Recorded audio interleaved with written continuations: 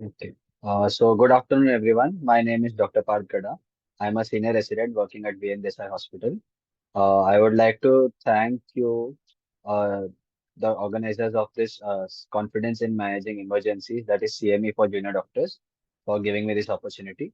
Today, we'll be talking about surgical emergencies for a junior doctor or for an intern. So my aim will be uh, to teach you all the basic things that are necessary for diagnosing and managing the various common emergencies that we see in the casualty. Let it be a very interactive session. If you have any doubts, you can stop me. You can talk in between. That's totally all right. And I have shortlisted these six topics.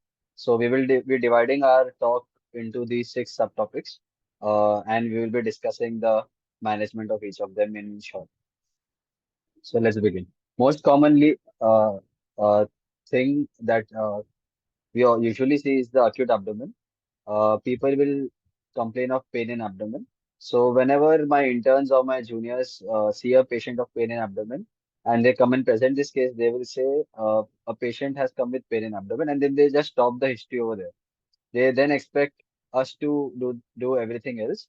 But what I expect when you see a case of acute abdomen or pain in abdomen is that you at least ask five things from the history.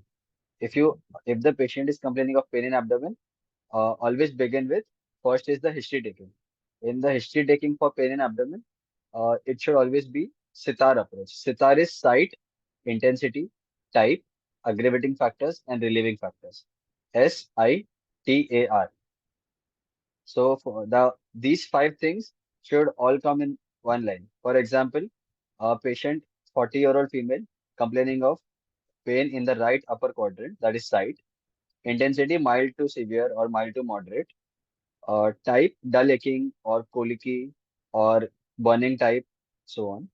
Aggravating factors, aggravating by taking fatty meals, aggravating by rest, aggravating on not eating anything, relieving with medications, relieving with lying lying in the prone position, and so on. So at least these 5 points you should ask when you ask for the history, because only then you can proceed to examination based on what differentials you have in your history.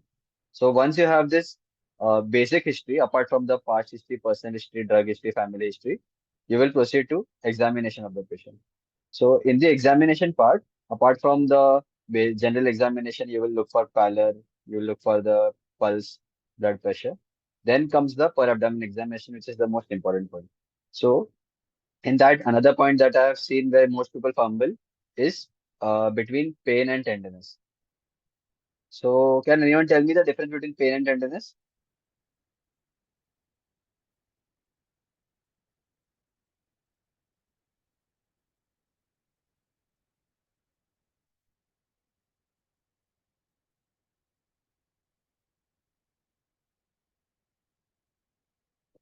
Pain is a complaint, and okay, yeah, we have. Yeah. Painful touch is tenderness. Okay. Pain will be a symptom, and tenderness will be a sign. Very good. Hiba and Urmi. Yeah. So, you will not ask the patient and report the patient has tenderness in the left iliac region or the right iliac region. It will be based on your examination, and pain will be what the patient will complain. So, similarly, when you write in your notes, patient complains of pain, and pain is always in the quadrants, like left upper quadrant, right upper quadrant, left lower quadrant, and right lower quadrant, or in the mid part of the abdomen, or in the entire abdomen. That will be the chief complaints. But when you write in the examination findings, systemic examination in tenderness, then you will use the nine regions of the abdomen, and then you will mention whether tenderness is present or abdomen is soft. So pain is either present or absent, or if it's present, then you have to type the sitar. And if you are talking about tenderness, then you have to tell whether the abdomen is soft or tender. If it is tender, then in which region of the abdomen. So these are the nine regions of the abdomen. We all know this. This is the transpyloric plane, and this lower line is the. I don't know if my cursor is visible. It is, we can see it. It's visible. Okay. Yeah. Yeah. So this is the transtubercular plane. and this is the transpyloric plane. Transpyloric plane passes through L1 and transtubercular plane passes, yeah, this passes through L1 and this passes through L5. Okay. And this is the transpyloric plane. Various structures pass through it, but there's a whole list which you should know. And the most important thing is how will you identify transpyloric plane? It passes through the midpoint between the xiphis sternum and the pubic symphysis. This is the pubic symphysis, and the xiphis sternum is above this. The picture doesn't cover this, but that the midpoint of these 2 points, the xiphis sternum over here, not the xiphis sternum, the manubrium sterni and the pubic symphysis. The midpoint of that will be the transpyloric plane, and the various structures that pass through is the tip of the ninth costal cartilage, the fundus of the GB, the second part of duodenum, the ampulla, the head of pancreas. All these things will lie, the pylorus of the stomach. All these things will pass through the transpyloric plane. And based on these, you will come to the differential diagnosis of various causes of pain. So if the patient has complaints of pain in the right hypochondriac region and tenderness, then you will think of cholecystitis. If it's just pain, you will think of gallstones. Uh, then in the epigastric region or in the umbilical region, if there is pain, you can think of pancreatic origin, esophageal origin, or gastric origin of pain. With if it's in the left hypochondriac region, you will have to think of spleen. These are the flanks. The by both lumbar regions. These are called the lumbar regions. This is the epigastric region. These are the iliac regions. Epigast. In the iliac region, right side, uh, if it's a male, appendix and small intestine. If it's a female, you will also think of adnexal structures. And suprapubic region, you have to think of the urinary causes, testicular causes. And in the left iliac region, you can think of sigmoid colon and again the ectopic pregnancy, ovarian cyst in a female. So we have taken the history, we have done the examination. By this time, we will come to some differential diagnosis of the patient, and then we will proceed to some treatment and investigations. So what will be these are the treatment and investigation you will discuss based on what are the differential diagnosis. As, in when you investigate, the most most important thing that a surgeon will always be afraid of is obstruction and perforation. So the easiest way to rule out if a patient with tender abdomen, if you want to rule out obstruction and perforation, is to get an X-ray abdomen which will show both obstruction or perforation. So the classical sign for perforation is air under the diaphragm. So this is air under the diaphragm, and this is the gastric shadow. This is abnormal, and this is normal. Uh, this was the case of prepyloric perforation, and most the per- per- uh, perforation is always an indication for surgery, and this is the primary suturing of the prepyloric perforation that was done. The second case I wanted to discuss is the sigmoid perforation. Again, you will see this is the gastric shadow, and this is the air under the free air under the diaphragm in the peritoneum. This sigmoid perforation was a middle-aged male for which colonoscopy was done, and during colonoscopy there was an iatrogenic perforation. So for which and sigmoidostomy was done uh, in the emergency. This is the sigmoid stoma that is. The other thing that you can diagnose on X-ray, plain abdomen X-ray erect, is an obstruction. In a case of obstruction, you will see air fluid levels. These are called air fluid levels. This is a normal gas shadow again. You will not count this. There are some locations where up to 2 to 3 air fluid levels are normal. But over here, you will. This is a CT image. Over here, you will classically see uh, complete folds of the intestine. So which this is more likely to be jejunum because duodenum will have partial folds and ileum will be generally featureless. So probably this is obstruction which is at the level of the small intestine because we can see complete valvular folds over here. And if you see the CT scan, you will see these dilated bowel over here. So I have shown you 2, 3 cases of perforation of obstruction to tell you how important it is to diagnose and treat these patients. Because if you don't post them for surgery, you may lose these patients. So the question now, this was the case of obstruction. where when you do an exploratory laparotomy of a patient with obstruction, you will see this kind of bowel. Now, this bowel is black. It is there is no peristalsis. It is dull looking, lusterless. So this is ischemic bowel, for which you have to do dissection of the ischemic bowel, and you have to anastomose the normal ends. So this is the normal resection anastomosis that is being done. So the question that comes is, when you as a junior doctor will see a patient of obstruction of perforation or with tenderness, what do you have to do for these patients? So the and foremost thing that you should do is start the patient on fluids, because these patients will have third space loss. So always remember fluids, fluids, and fluids first. The other important management is these patients have to be kept NBM, that is nil per oral. You will start them with IV antibiotics, IV analgesics, and IV fluids. And how will you start IV fluids? You can either take two wide bore, preferably green color, IV catheters, IV cannulas in the hands.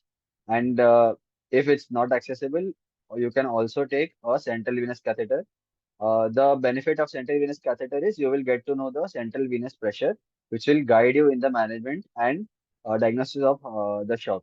Basically, when you give fluids, you will again check whether the central venous pressure is increasing or decreasing. This is the central venous catheter that has been inserted through the transjugular approach. The other two important things, two other tubes that you have to insert for a patient with suspected obstruction or perforation is Foley's catheter. This, and you will have to monitor the urine output to look for signs of shock or decreased urine output. The alarm, should be alerted when the urine output falls to less than 0.5 ml per kg per hour, or 30 ml, less than 30 ml per hour for an adult. The other tube that you must put is a Ryle's tube or a nasogastric tube. Usually green, orange, or red nasogastric tubes are preferred. And what you will see in a patient with obstruction is, you will see bilious fluid that comes out through the Ryle's tube. Once you insert the Ryle's tube, you have to connect the Ryle's tube with an IV set, and allow it to put this in a in a container, and allow it to rest below the patient's bed level. So whatever gastric contents are there, it will pass through the Ryle's tube and get collected into this. And you have to constantly keep aspirating that through a syringe every 4 hours. So, recapping again, for a patient with acute abdomen, for which you are afraid of obstruction or perforation, you will first order an X-ray abdomen after doing all your history and examination.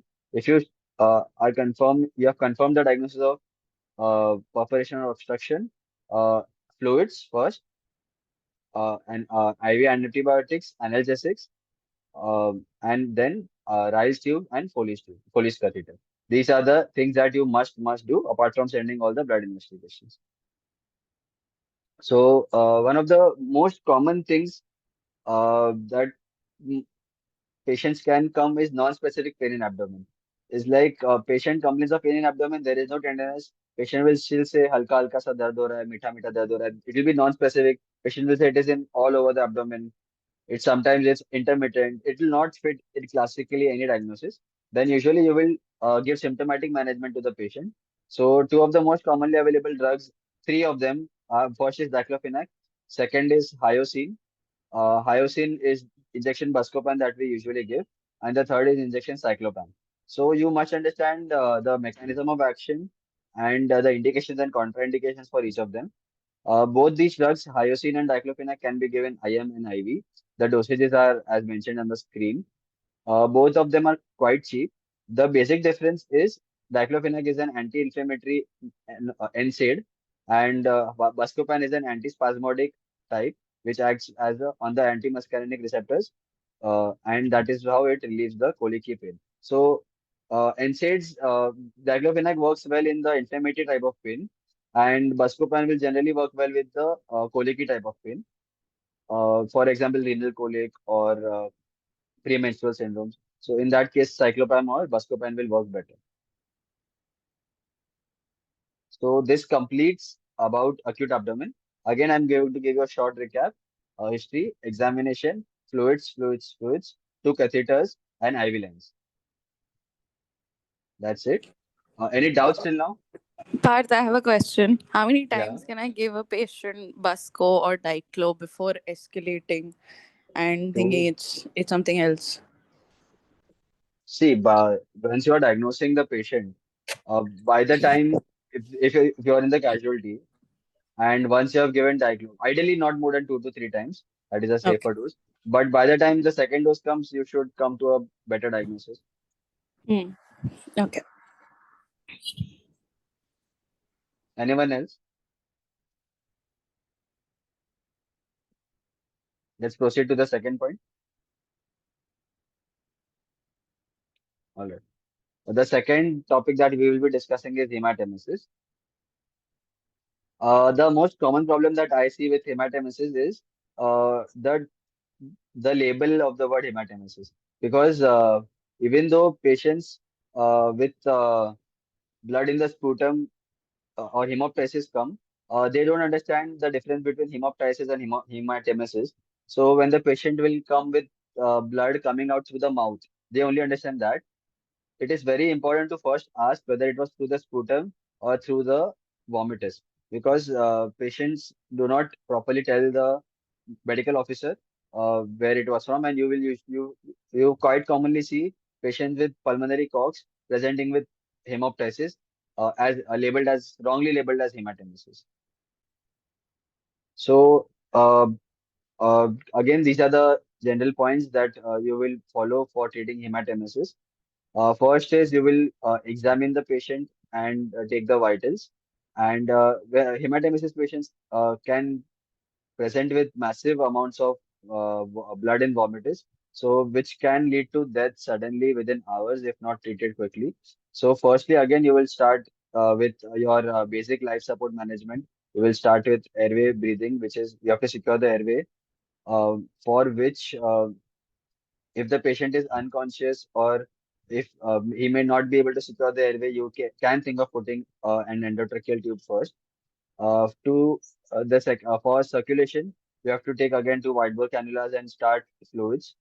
While you are doing that, you will also collect blood for blood grouping cross matching along with urgent CBC and PTINR with LFTs, because most common cause of hematemesis, one of the most common causes in India will be alcoholic liver disease. So you will quickly send the blood for all these things, and then you will put a nasogastric tube again for this patient. By that time, you have sent the patient, blood for blood grouping and cross matching. And after putting the rice tube, you have to, you can give, what you do is we give a saline wash. So there was a debate whether you have to give warm saline or a cold saline, because giving a cold saline helps in there was a thought previously that cold saline should be used, but the new recommendation is to use normal saline, normal room temperature saline for the wash. So once you connect the RT, you will connect it to the IV catheter, and that will be connected to the bottle of NS. And you have to allow 1 to 2 bottles of 1 bottle of NS, like 250 to 300 ml, to run through, and then you connect that RT to the IV set and connect it to the bottle which is lying below the patient's bed. Then you will see, wait for, see the color of the wash that comes out, whether it's bloody or whether it's clear. You have to keep repeating it until the clear wash comes. Otherwise, it means that the fresh bleeding is still present. If you use cold saline, then there is a risk of hypothermia, and uh, which will worsen the Virchow's triad and cause hypocoagulable states where the patient bleeds continuously. And needless, you have to start with blood transfusion if it's indicated. So now we'll discuss about the method of inserting a rice tube. The things that you need for inserting a rice tube is a nasogastric tube, uh, 16 or 18 French or 14 French, gloves, and you need a syringe, empty syringe, and a stethoscope.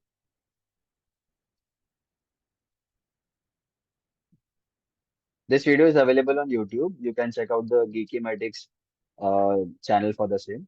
So the patient is positioned upright.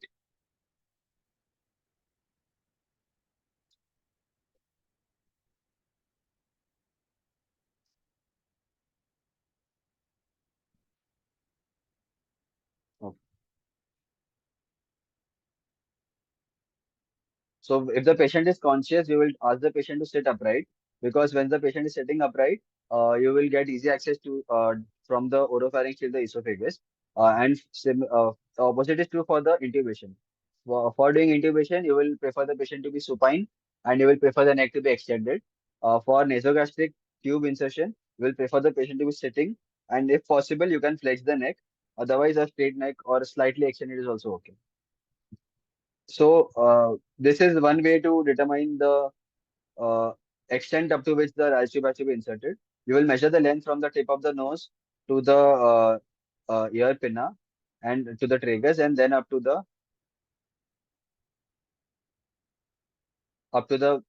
zippy, and then go 5 centimeters below that.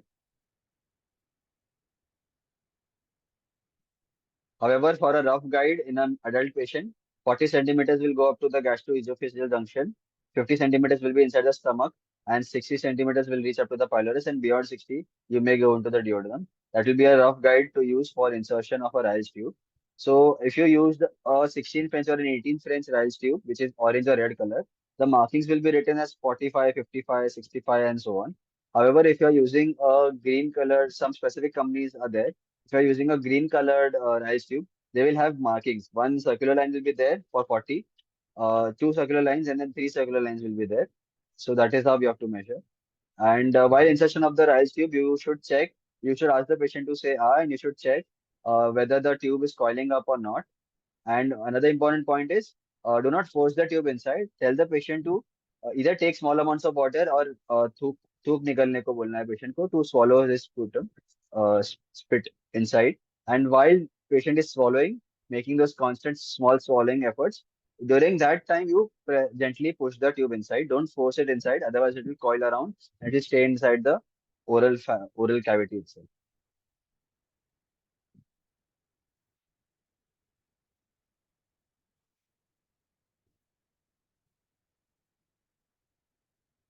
And then you apply a stick.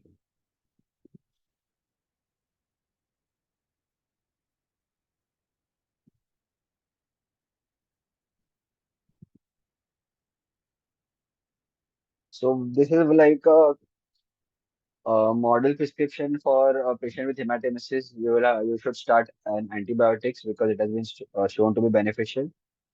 This is a cephalosporin, 1 gram IV BD. You have to start with pan and NSAID, which is usually given in double dose in a patient with hematemesis. The normal dose for pan and NSAID is 40 mg and 4 mg respectively. But in this patient, we'll start with double dose.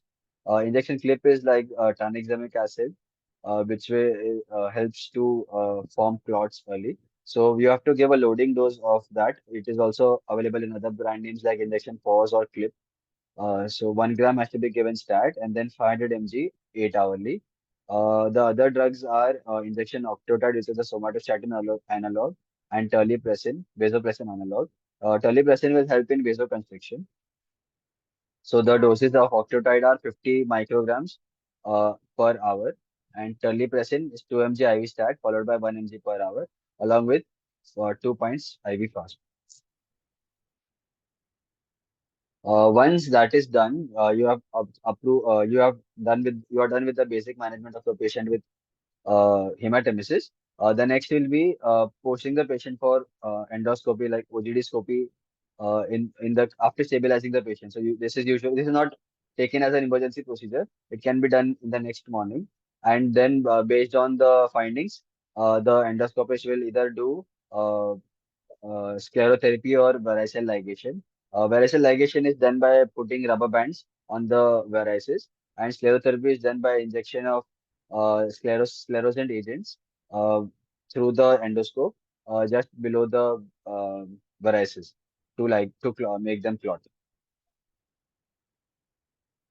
Suppose you are in a distance center where endoscope is not available and patient is bleeding, or if you have given primary management, like you have given all the medicines, terlipressin, octreotide, tranexamic acid, and even you have given constant washes, and patient is still not improving, then you will think of putting this tube. This is called a Sengstaken Blakemore tube. Another similar tube that is available is called a Minnesota tube. Uh, the difference is in the Sengstaken Blakemore tube, you will have two lumens, and over here you will have three ports. But in the Minnesota tube, usually you will have four ports, one, two, three, four. So this is the Minnesota tube. So out of these, the two ports are for inflating two balloons. One is for the gastric balloon, one is for the esophageal balloon. So this is for the esophageal balloon port, and this is the gastric balloon port. Then the other two ports will be for aspiration. One is from the esophagus and one is from the gastric. So there will be various eyes inside over here. So this is the gas. This will allow you to do suction and aspiration of the gastric contents. And over here you will be having openings or eyes. So this tube will allow you to do aspiration and suction of the esophageal contents. Because once you put this tube, there will be a high risk of aspiration of the secretions. So, how will you insert a sense-taken Blackmore tube? You will first lubricate this tube as you do for a nasogastric tube. Uh, you can do it through the nose as well as through the mouth, but through the mouth is generally preferred. And after inserting the tube, you have to first inflate the gastric balloon by 50 ml of air. Once you do that, you pull the tube outside and it will get stuck with the J junction. Once it's stuck over there, you have to fill the gastric balloon, the lower balloon, with 250 ml more of air. So if you take a 50 cc syringe, you have to do it 4 to 5 times. And then the gastric balloon will get full and it will start compressing the frontal varices and the lower esophageal varices. Once that is done, you will then inflate the esophageal balloon. Esophageal balloon is inflated and you have to check for the pressure. So there's a separate manometer that is available, or you can take a sphygma manometer. You have to connect that to through the port of the esophageal balloon port outside, and the pressure should be about 35 to 40 of Hg. Depending on that, you have to inflate that with air again.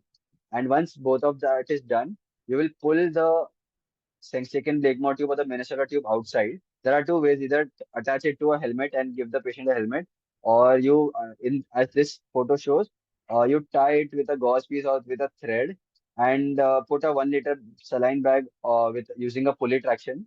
So that will give you about 1 kg of traction through that. So this is really useful as a life-saving procedure when you have to transport a patient from a remote center.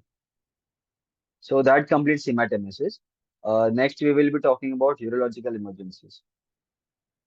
Before that, we can take a break for 2 minutes, and I'm playing a small funny video. But there's no audio. Yeah,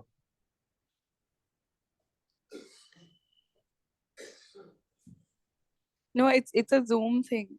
There's no audio with the videos. no, I think it should be there. No, there has to be.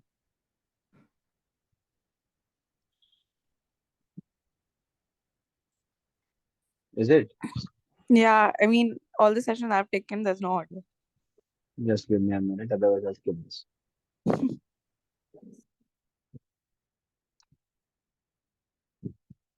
Share screen. Like it's very faint for some reason. All right. Any doubts up to these two topics in the acute abdomen and hematemesis?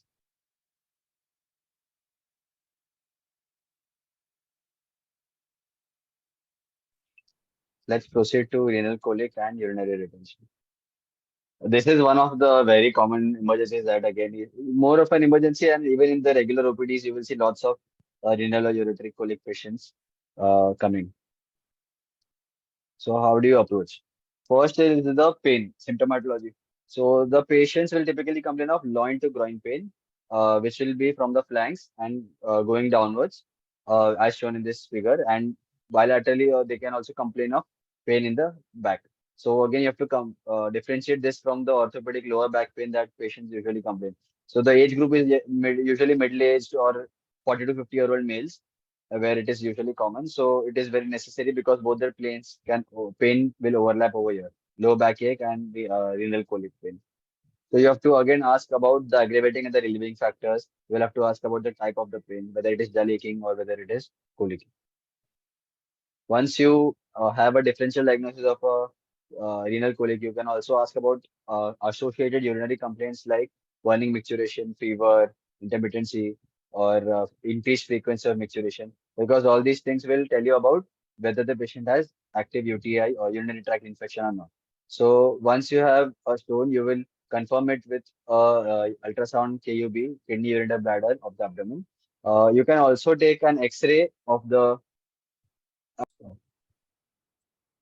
Yep. Once the stone Thank has you. been confirmed, yeah, no problem. Once the stone has been confirmed, you will rule out emergencies. You will rule out urosepsis and anuria of renal failure. That you will get hints by a history and examination. How much ml of urine patient is passing, tachycardia, fever or not. Once you are done with the examination, then you will consider for hospitalization if the patient has pain which is not responding to oral analgesics, patient has lots of nausea, extremes of age, then you will either consider admission or urologic consideration. And the stone and the type of the stone, size of the stone and the type will also help you determine whether patient will be suitable for a medical line of management versus a surgical line of management. So typically, rule of thumb is ureteric calculi up to 5 mm and renal calculi up to 10. This is a very crude way for a junior doctor. Ureteric calculi up to 5 mm and renal calculi up to 10 mm can be given a conservative trial. So for a conservative trial, what medications you would prescribe is you will go with injection drotaverine. You can also go with buscopan. Avoid injection diclofenac in these patients because you will unless you know the creatinine of the patient. Protaverine and buscopan are safer alternatives. Cyclopam can also be given if it's not available. These can be given IM along with injection pan and NSAID for the uh, dyspepsia and vomiting.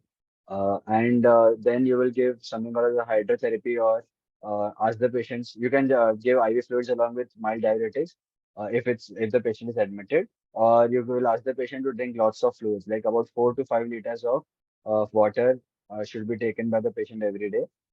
And in the tablet form, again, same tablets can be given along with fan and shit. And if the calculus is in the lower one third of the ureter, that is in the distal one third of the ureter, then you can also add alpha 1 antagonist agonists called like tamsulosin or the Silodosin. The brand names are Veltam and Silodal.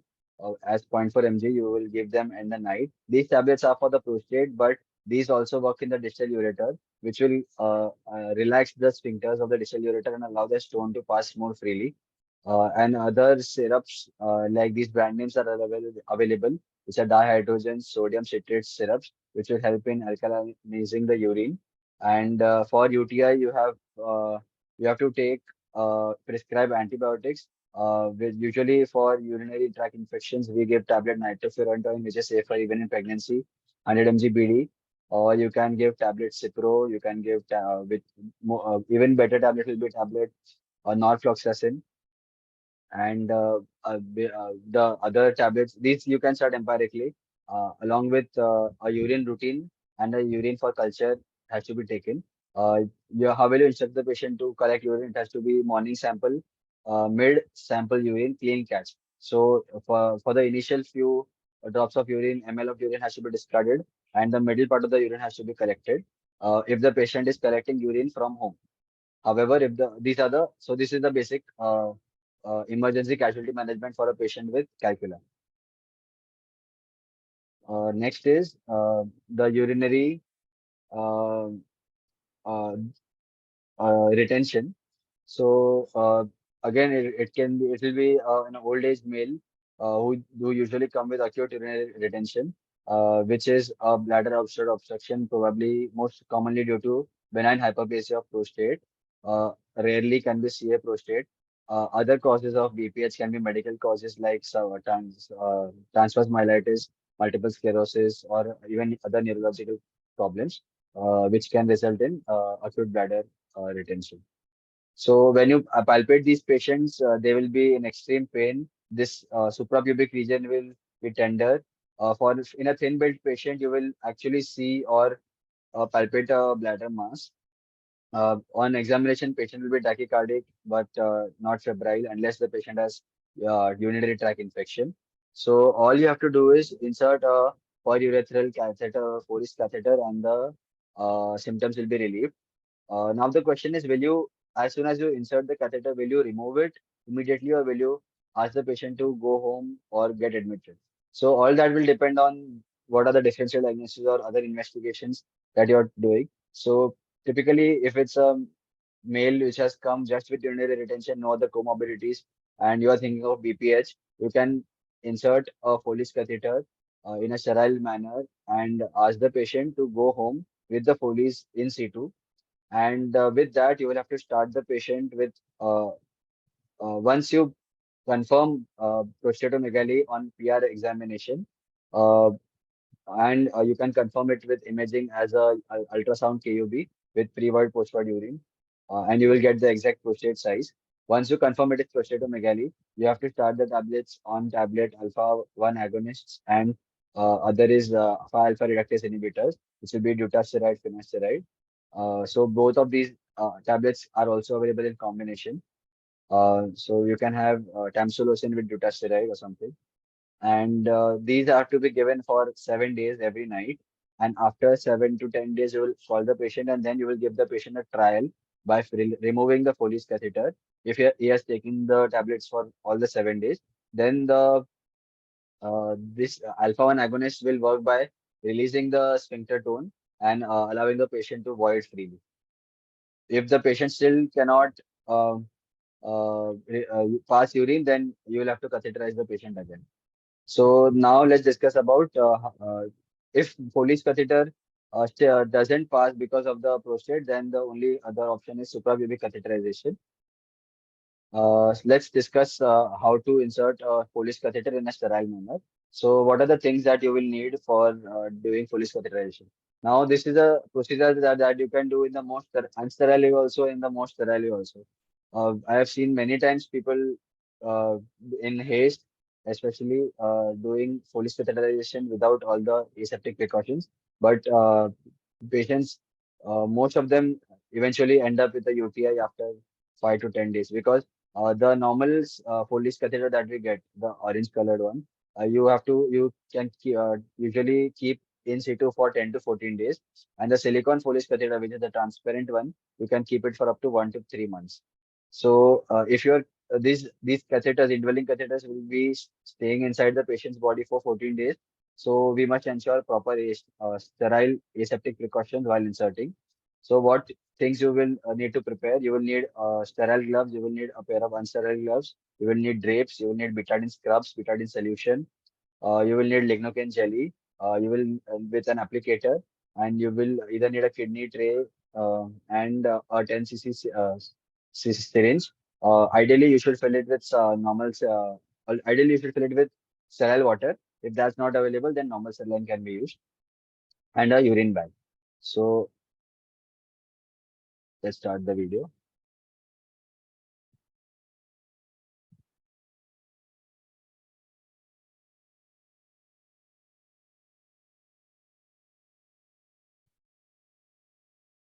We have exposed the patient, gowning, gloving, placing absorbent pad below the patient, optional.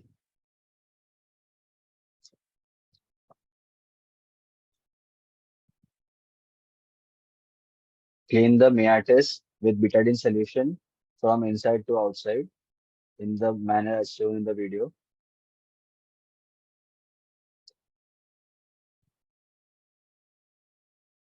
Then change the gloves, wear sterile gloves.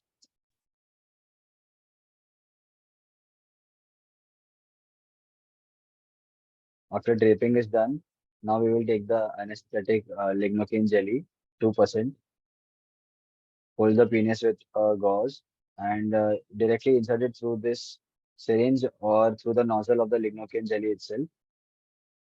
This important point is you have to wait for at least 3 to 4 minutes after pushing all the lignocaine uh, for the lignocaine to act properly.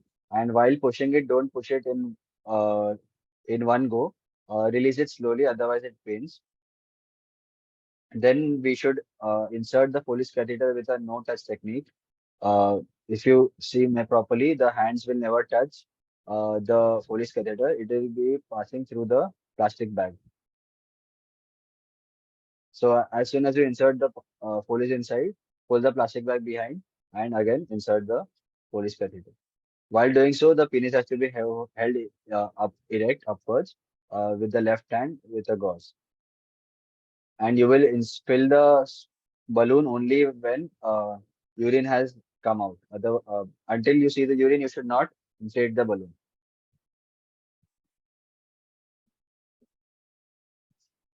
That's it.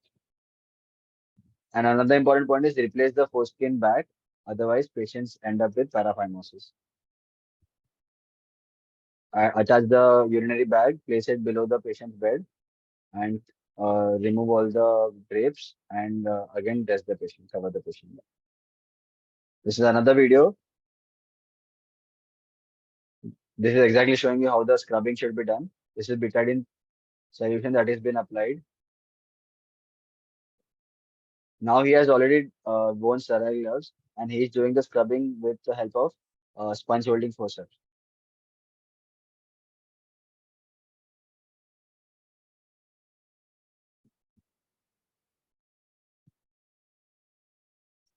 After painting, sterile gloves are put, sterile drapes are kept. Again, penis is clean. It is held. Again, taking betadine solution, and you have to clean the glands radially from inside to outside. This is the way of insertion of lignocaine jelly. You have to take an entire tube of lignocaine jelly with the nozzle and squeeze it gently inside. You have to empty the entire uh, tube that is available. Then wait for 3 to 4 minutes. Then insert the Foley's catheter without touching the catheter.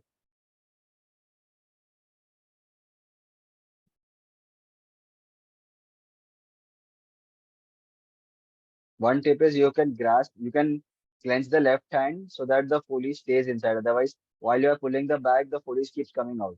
So using your left hand, you press it tightly so that you are holding the Foley's which has already been inserted inside the penis. You are holding it in place.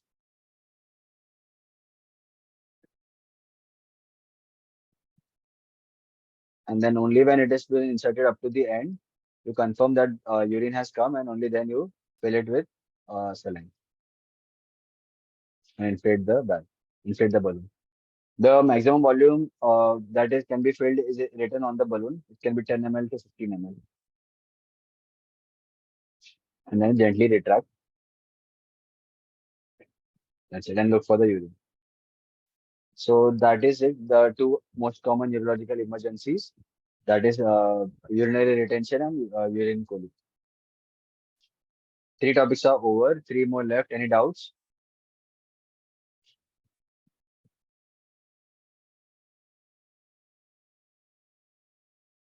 The other three are smaller topics. Let's proceed to burns. Yeah. Yeah. The point about preventing paraphimosis is if the foreskin has been retracted in a patient who has not undergone circumcision before, you will retract the foreskin. But few people, and I've seen many interns also do that, they keep the foreskin as it is. So if the foreskin is there, it will become edematous and patient will develop paraphimosis. That is, the foreskin becomes edematous and patient is unable to put the foreskin back again because it becomes so edematous and thickened. So as soon as the procedure is over, retract the foreskin back and keep it as it is before the procedure, where it was before the procedure. Otherwise, the patient will develop paraphimosis. Okay. Next is burns.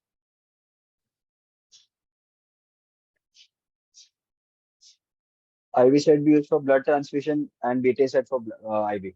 Blood transfusion set has a filter, which is needed while transfusing blood. Otherwise, patient can develop febrile reactions, febrile neutropenia reactions, if that bacterial filter is not used, and it has a wider bore also. We cannot use IV set for doing blood transfusions, but blood transfusion set can be used for giving IV fluids.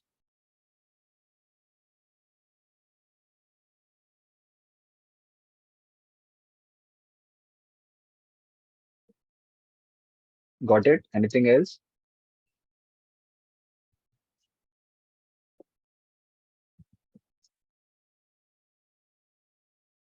Do you want me to repeat any part?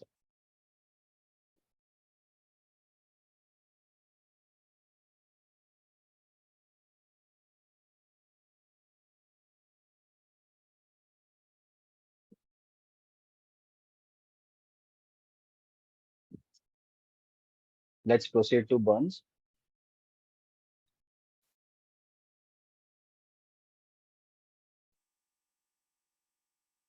So when you get a burns patient, pre-hospital care is stop the burning process, which is usually the line goes as stop, drop, and roll. If you see a patient with active burning, then the next step is cool the burn wound, give a lavage of cold water, running water, tap water, give patient oxygen if the patient is being transported in an ambulance, keep the patient on oxygen, especially inhalational burns. And whatever part has been burnt, if there is an inhalational burn injury, keep the patient propped up and give the patient O2 by mask at 4 to 6 liters. If there is a burn on the limb, then keep the patient's limb elevated so that there is no edema.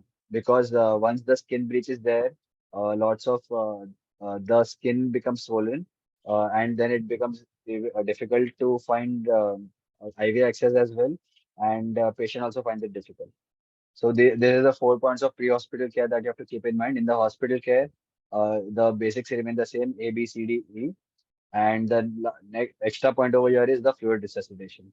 So the burns patient comes, medical legally, obviously the things are important. Uh, this is the Wallace's rule of nine, which we all know. So most important is there are 11 times you have to count nines. So you get 9 11s are 99, and then 1% is the perineum. So where all we have to get nines. One is the head, uh, anterior thorax is twice, so 18%. So two, one, anterior thorax is 2, 3, anterior torso. Posterior is 4, 5. Then entire one arm is 1, 9, 9%, and entire one lower limb is 18%. So face 1, 2, 3, posterior is 4, 5, hand is 6, other hand is 7. Then the limbs, right limb is 8, 9, and left limb is 10, 11. So that's 11 times you get 9%, and then the last one is 1%. Just a way to remember. That is Wallace's rule of nine for adults. Any other method that can be used for burns, especially in children, is London Browder chart, which is more accurate for children.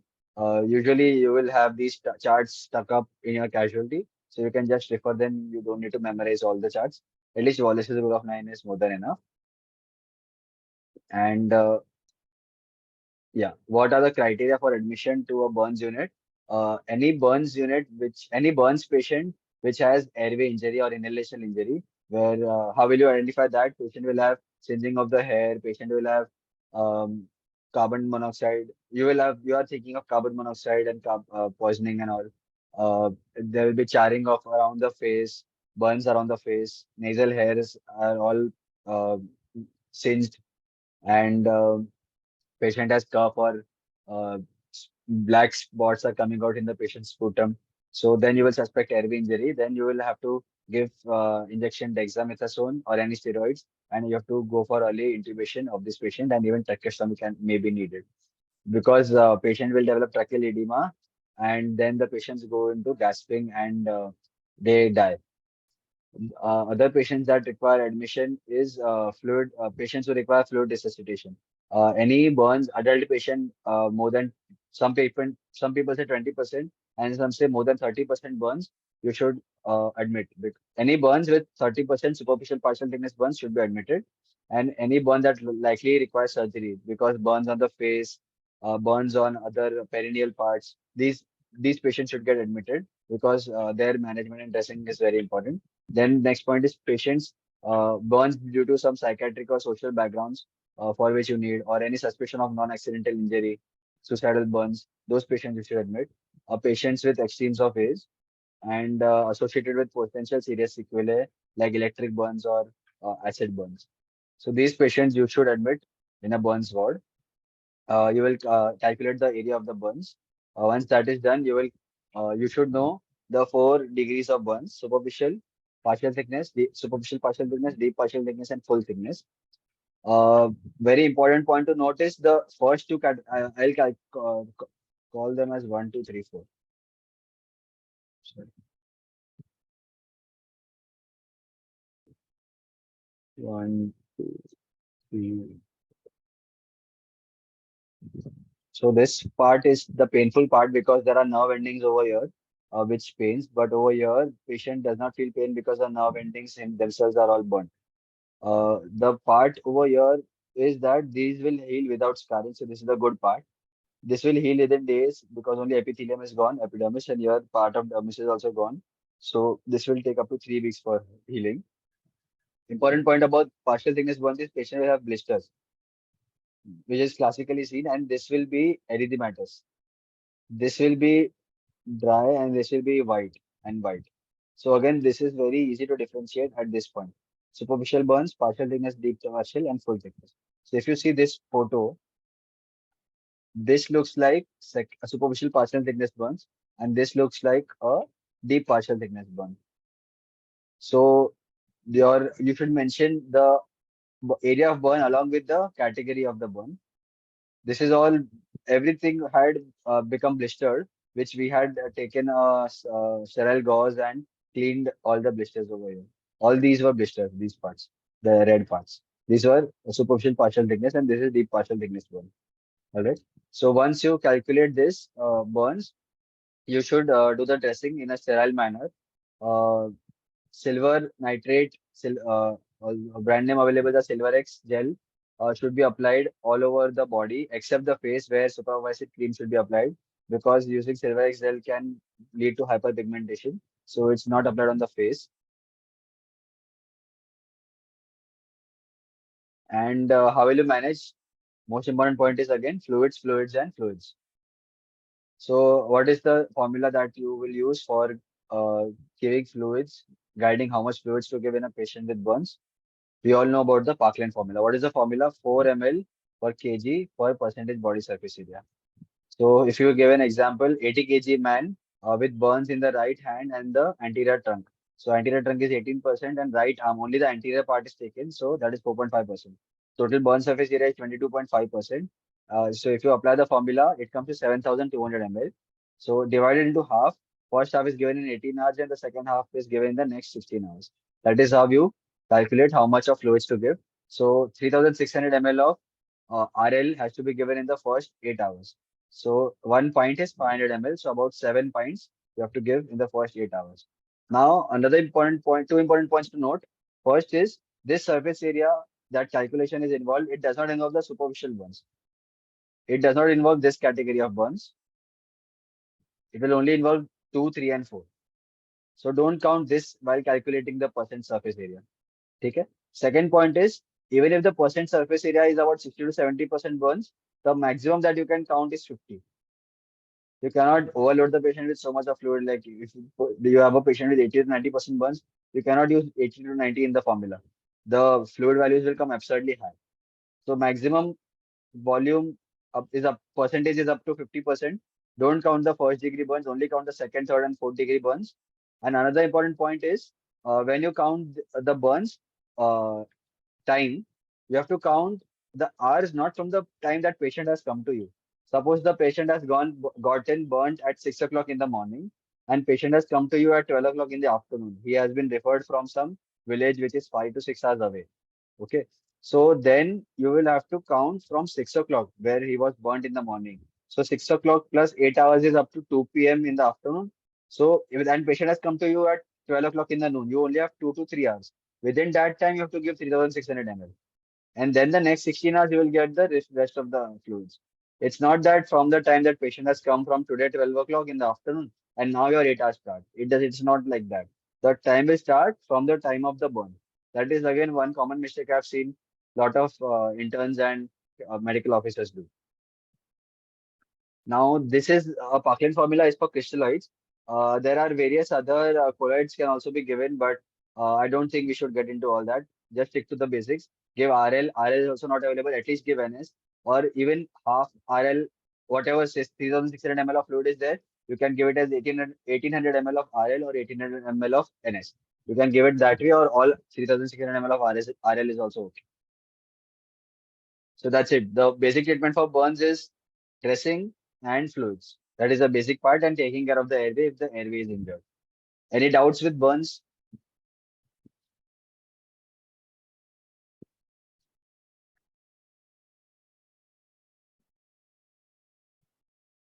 Any doubts with burns? Let's proceed ahead. Next two topics are trauma and septic patients.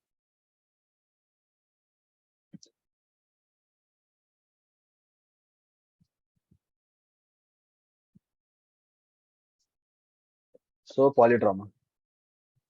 One of the common presentations will be an awake patient who will have a scalp laceration. So how will you manage this patient? First, you will obviously check vitals and the GCS of the patient history and all. Suppose that all that is done, and if you just stick to a conscious awake patient without any positive signs of head injury, no ENT bleed, no seizures, no nausea, no vomiting, no headache, no uh, amnesia, no nothing, no positive signs of head injury, no signs of skull or base fracture, and all these things. All that is being ruled out on patient as the CLW on the skull. Then how will you treat that patient? Because this is one of the common patients. Especially on Saturday nights, Sunday nights, you will get these patients, alcoholics. So what you will do, patient, you will ask the patient, you will first give one injection TT, zero point 0.5 ml IM stat. Then if the barber is available, get the area shaved so that you have proper access to the area of the CLW and you can observe it. Then you will look for any foreign body, if any dirt there. Then take a saline NS, make some holes and put it forcefully on the saline on the wound and give a proper lavage so that if any dirt is there, it will go away. Now, scalp is a structure where, if you remember, it was taught in undergraduate that the vessels will stay open because the vessels go in the loose areolar tissue, and if you do not, unless you suture the skull, the bleeding will continue. If there is a CLW on my hand, and if I keep pressing it, after some time the bleeding will stop. But on the scalp, if the suturing you don't do, then the bleeding will not easily stop. So always, some patients will say, "Okay, is it okay if I don't suture? Doctor चाका नहीं लगवाना है," all that. But if the patient comes with CLW on the scalp, always advise about a CLW suturing. Next is once ejection TT has been given, you have asked your servants to, or you do it yourself, to do the shaving of the head local area, inspect the wound, lavage the wound. Then you have to clean the wound with betadine. Once that is done, you will, if there is any active bleeding vessel that you can see below, which is not usually the case, then you can take a figure of eight knot with Vicryl to to ligate the vessel. Otherwise, directly if you take a Ethylon 20 suture, which will work directly and compress the vessels. Take a mattress suture or take a simple interrupted suture on the skull, which will be enough to stop the bleeding. So this is like a vertical mattress suture that has been shown over here. This is a hemostatic suture, and then you can either put a dynaplast band-aid. If that doesn't work, then you can put a roller bandage around the head. Sometimes staples can also be used, but avoid staples on the visible area. You can give it. You can also give it on the skull, but uh, it's difficult to apply a stapler if the wound is not clear cut. If there is a wound which is at an angle or two to three junctions are there, it's not a straight cut wound. Then it's very difficult to apply a stapler. Then in how many days you will remove the suture? The sutures, uh, I have the table of it later. Sutures for the scalp has to be removed after 7 days. For the face, the sutures have to be taken after 5 days, removed after 5 days. For the trunk, they have to be removed after 10 to 12 days. And for the palms and soles, where the skin is very thick, you will remove the suture after 14 days on the ventral part. On the limbs, about 10 days. Abdomen, thorax, about 10 days. Scalp, 7 days. Face, 5 days, depending on the thickness of the skin. And then you will give prescribe antibiotics. Oral amoxiclav is there with some analgesic, with some pantoprazole, and along with that you can add a camoral, camotripsin tablets for inflammation. So I wanted to talk to you about some basic sutures. If we have time, we can come back to this. Uh, That's just wanted to tell you about monoclonal bicycle ethylene PDS. We'll skip this for now. This is Chimoral, and this is the Disposam tablet, which contains trypsin, bromelain, and rutoside, which is has anti-inflammatory and analgesic properties. So, patients with CLW suturing, post-operative patients, you can give these tablets 2 to 3 times a day. There is a video of turban expressing. Again, if we have time, I'll come back to this. Uh, it is about when you do a dressing on the scalp, the sticking does not stay. Then you have to give a proper dressing which stays there for a proper period of time. Then you can give a turban dressing. We'll come back to it later. This is for the suture removal. So for the face, 3 to 5 days. 5 days is ideal. For the neck, 7 days. Scalp, 7 days. Arm, 10 days. Arm and limbs, trunks and legs, 10 days. Palms and soles, up to 14 days. These are the instruments that can be used for removal of sutures. This is a 12 number blade, and this is a prop special scissors which are used for suture removal. This is a stapler remover. These are the just a digression from a topic. This is a 12 number blade. These questions are important. It can be also used for your intensive system. This is a 12 number blade used for suture removal. This is an 11 number blade used for IND, incision and drainage. This is a 10 number and a 20 number blade, which is most commonly used for laparotomies and other bigger incisions. And 15 number blade is usually used for every minor procedure. So this, and these are the most common blades that we use: 15, 20, and 11. Next, we come to head injury. If a patient is there with suspected head injury, then as per NICE guidelines, which patients will you refer for CT scan and which patients you will observe. So this is a important list that you should memorize. A patient with GCS score of less than 13 on initial assessment, less than 15 at 2 hours after injury, suspected open or depressed skull fracture. If you do a palpation, if you feel that the cortex of the skull is not aligned and you are suspecting some depressed skull fracture, if you are suspecting any sign of base skull fracture, like if there's an anterior fossa fracture, then you will see black eyes, raccoon eyes. If there is middle fossa fracture, then you will see bleeding through the ears. If there's a posterior fossa fracture, then you will see visual changes. There is any post-traumatic seizure, there is focal neurological deficit, like patient has loss of sensation, loss of motor movements. If patient has more than one episode of vomiting since the head injury, if any of these are positive, then you should get CT head plain within 1 hour of injury. This is very important. Nice guidelines. This is the GCS score.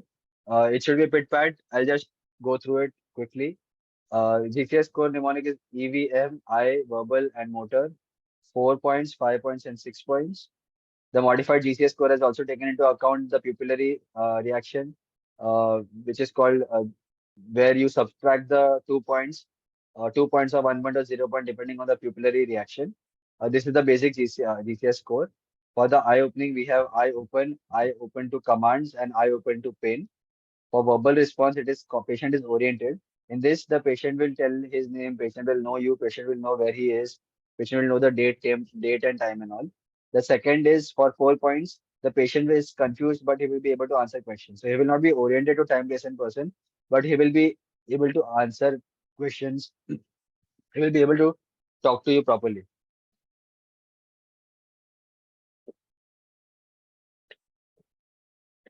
Next is the for 3 points, patient will only say words.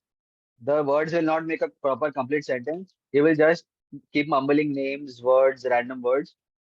You will understand what the words are, but it will not make any sense. That is 3 points. Then for 2 points, it's just sounds. Patient will just keep making sounds. And one is no verbal response. For the motor response, patient obeys commands for movement. So if you tell the patient hold your finger and clench it tightly, then patient will do that. Or if you tell the patient move or uh, lift up your right leg, the patient will lift his leg, then that is obeys commands. For the point five, you have to see for the purposeful movement of painful stimulus. For example, it's very important to distinguish between 5 points, 4 points, and 3 points. That is withdrawal from pain, flexion, and purposeful movements. So, if you are giving a painful stimulus to the patient, to the supraorbital ridge, or to the ear lobule, or to the tip of the fingers, these are the 3 points where painful stimulus can be given. Uh, and if the patient uh, knows that where you're causing the pain. If suppose you're pressing the ear lobule and patient brings his hand and removes your stimulus, then he knows and he has made a purposeful movement to the painful stimulus by removing my hand from the ear lobule. Samaj microphone is on. So that is point 0.5. If the patient withdraws from pain. So if I'm pressing his finger and he moves it away, then it is point 0.4. Abnormal spastic flexion is point 0.3. Extensor response is point 0.2 and no response is point 0.1. So that is your GCS score. We will take two examples.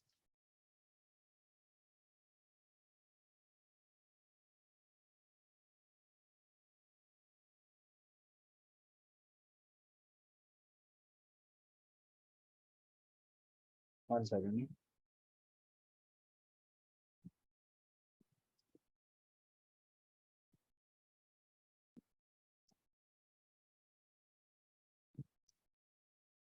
I'm sorry.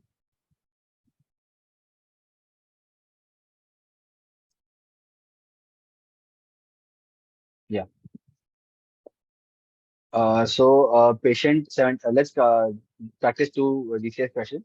75-year-old female, unconscious, eyes closed, extends his arm when pressing hard on the fingernails. Painful stimuli. No response to your questions. So what will be the GCS score in this patient? Patient is saying eyes are closed, so E is 1. She extends his arms when pressing.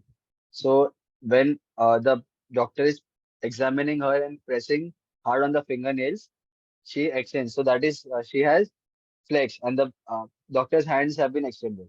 So that is withdrawal from pain. That is 4 points, and no response to your questions. That is no verbal response. That is 1. So E1 M4 B1. Next question. You are assessing a 20-year-old male suspecting of overdosing. He's staring off into space, breathing and babbling.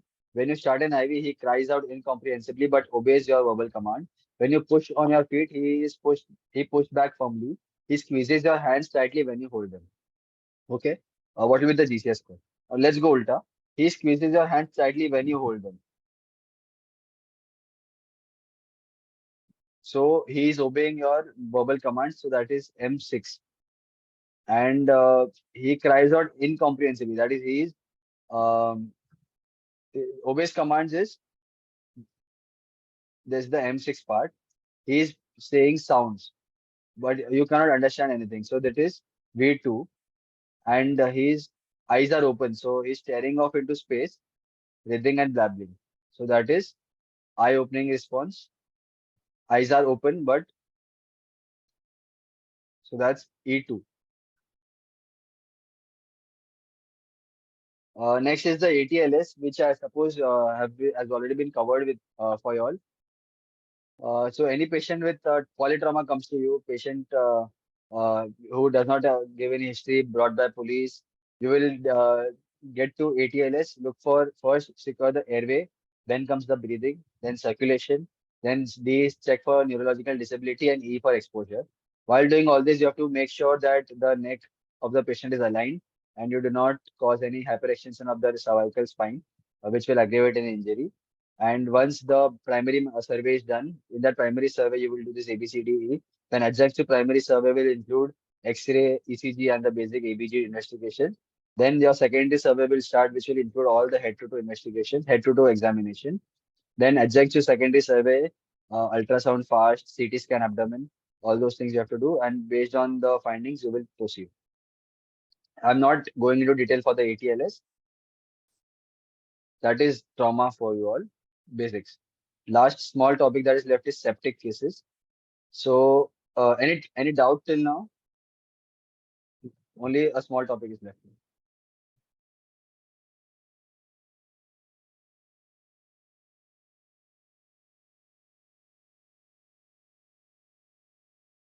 Last point is septics.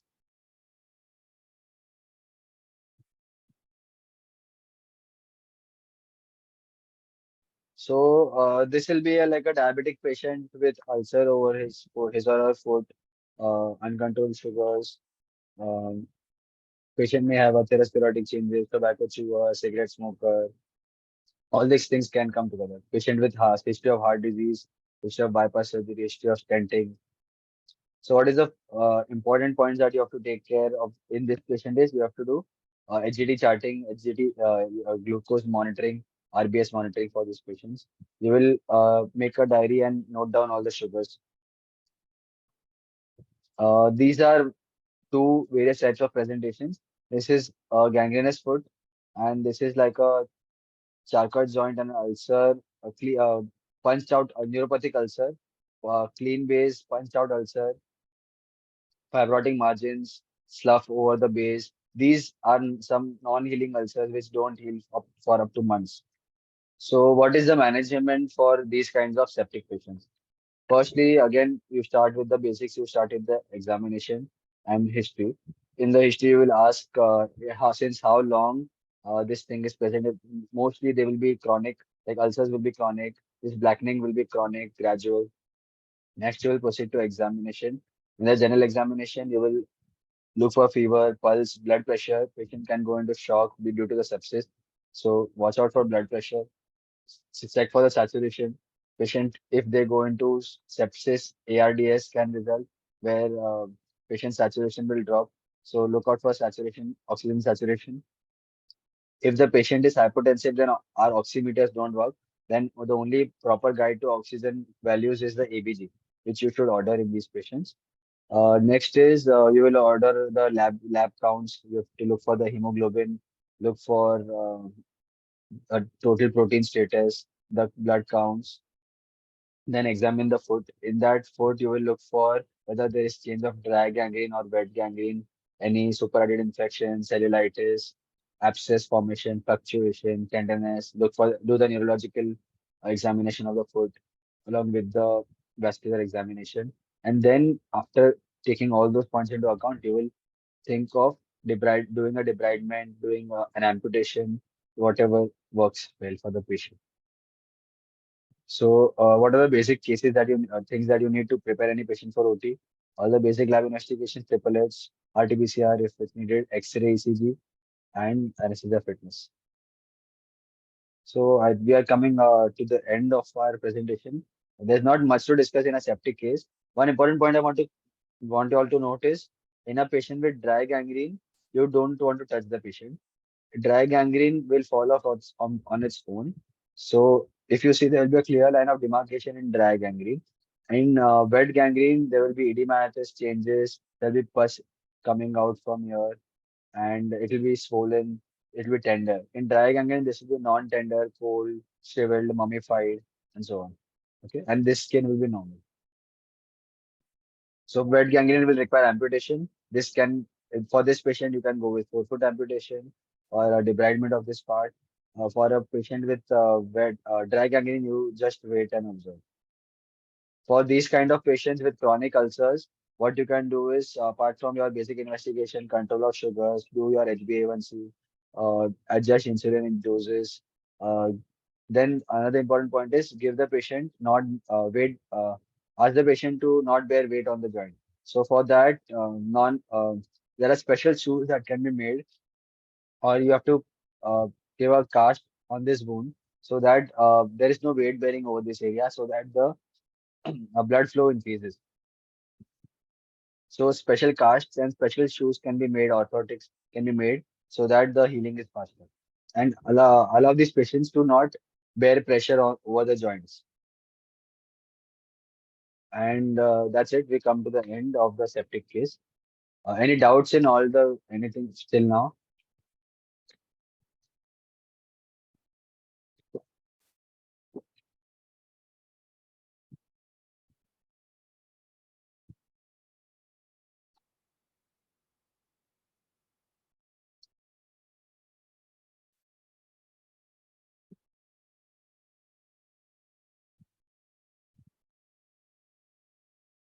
Anyone has any doubts? You can message me later also. I had an extra slide for you all, just an extra information to you.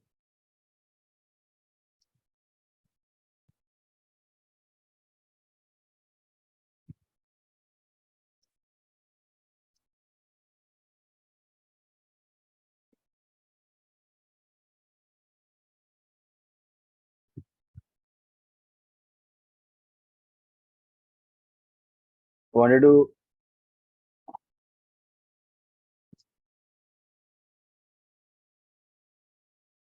this is one extra slide I've made, just out of not related to anything. Uh, these are the sizes for the cannulas. These are the sizes and the colors for the needles. This is the color chart for the Foley's catheter, and this is the color chart for the Riles tube. Now the colors and the numbers. Firstly, this is all in gauge. So IV cannula has 14 gauge, 16 gauge, 18 gauge, 20 gauge needles. Uh, Needles is also in gauge 16, 18. Foley's and RT is in French. So people again make mistakes over here. This is French units. Red is 18, orange is 16, green is 14. For Foley's and RT, both are the same color codings. And these are the common camera sizes. You should know basics of these. All right, that's it from my side. If you all have any questions, you can forward it to Rupali, and I'll get back to you. Thank you.